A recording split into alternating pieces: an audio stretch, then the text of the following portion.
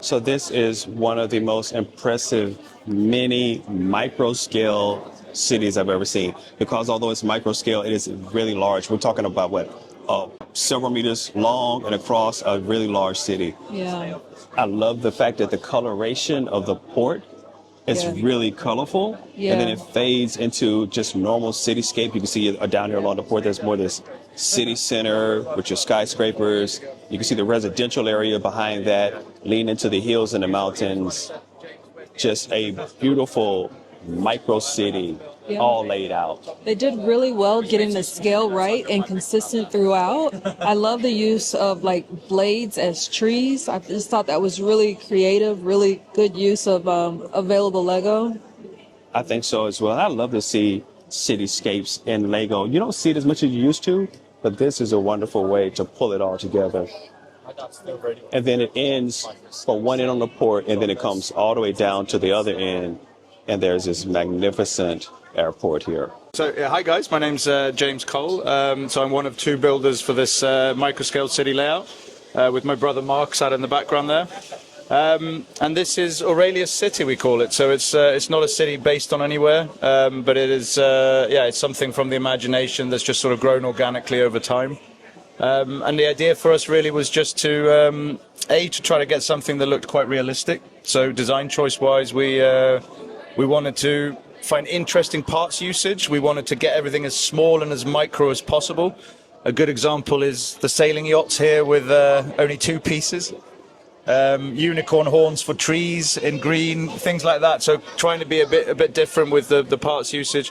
Also in the city, trying to use only pastel type colors. So we didn't want too many bright Lego colors other than for the airport and the harbor over there, or the cargo port. And then the idea was also then to kind of turn it into a landscape in the background. So we spent a lot of time on the mountainscape and the mountainside and trying to make that really blend in with the city in the background.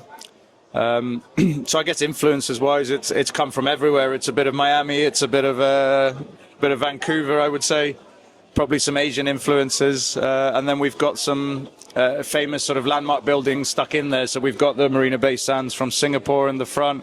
Over on the far side there, we have the Louvre and some other museums from Paris. So there are a few famous buildings, but as I said, really, it's just a complete imaginary setting that's just grown over time. How long did it take you to pull this together? I've seen it, and it looks larger than I've seen it before. So this is probably the largest since you guys have seen it. I think you guys came 2 years ago to Bristol Brick Show, and it was cut off here. So we're a bit wider than then. What we've added in really is going backwards into the mountain and landscape and the lake there. So it's come together over a period of a year and a half, probably 9 months worth of building. We get together once a week, so I would say 150 hours total, something like that. And in terms of putting it together in the show, it takes an hour and a half, something like that maximum. It's not so bad. It's all built with travel in mind, so the whole thing is completely modular, which makes it very easy for transport. The only thing I would say that's a pain in the backside is all the trees tend to fall off, so that it's probably only half an hour to set up, and then it's about an hour to put trees back on. But otherwise, it travels pretty well. Your buildings are phenomenal. How did you come together with the idea of how to make your micro-scale buildings? So, it's a difficult one, really, but we looked at lots of source inspiration on Google, on other people's builds where we could. Likewise, a lot of them are our own design. So we were just trying, I guess, to get variety into there. That was the real design choice we made. So you can see some of them around are very similar builds, but we've tried to make sure they're as far apart as possible so you don't see too many of the same thing. But otherwise, it was just a trial and error. Obviously, the grill pieces on lots of the buildings are used in many of the varieties. Some of the Lego tiles, printed tiles, they have windows or window effects on, so we've repeated those. But yeah, it was really just, my favorite really is, one of my own design here is using the Technic cogs to make some sort of building or structure or skyscraper. That's a completely unique use of parts. That's true. So that was our I guess remit, to try to make it as much variety as possible in the build and not make it look too samey. And so what was the idea behind the port here, which is really colorful? It is the most vibrant part of this whole city. Yeah. Yeah, so I mean, perhaps the red cranes didn't need to be so red, but the idea was to get both for the cargo ships and the cargo terminal itself to be able to get the containers in. And obviously in Lego you can't go lower than a 1x1 piece. So we, scale wise, it's off from the city itself. But we wanted that to be colourful because in reality all those containers are colourful on the ships. So we chose to use vibrant colour for that to make it pop. And again, the rest was a sort of pastel colour decision really for the rest of the city to make it blend in more realistically. A lot of texture on your mountains. You said that's kind of more than the newer aspects that you added in. Yeah. What kind of made you want to go in that direction to put it like it's giving Denver with the mountains there? Yeah, I say or Vancouver or something Vancouver, like that. Yeah, it's a good. That's why I said the inspiration for that. Yeah. I think everything we do, you guys have seen our Star Wars build before. Our Endor big trees are bricktastic, so we like things that have depth. So Right. I think the decision to go up in the mountains was just to add a bit more texture and depth to the build itself. Obviously, the focus is the city and the waterfront. But the idea was actually to go much bigger. We were going to do a whole landscape, and the reality is most of these shows won't let us have a larger footprint of tables. Okay. So we've decided to cut it here, and this build is now finished. But I think, our original plan was certainly another meter or so back to really grow the mountains even higher. Oh, that's really impressive. Yeah. We enjoyed the mountains, though, again, to try to get that textured look of as much realism and kind of natural curve as possible. That was probably the most fun part of the build for me. And I've never seen the trees the way you've done the trees. Those are swords, right, for a lot of the trees? Right, yeah, so it's a mixture. We've got some variety in the front, but in principle, throughout the whole build, it's a mixture of the unicorn horns from Lego and the medieval soldier swords. But we found them in green. Lego do them in green, and then we managed to buy them in bulk in the background.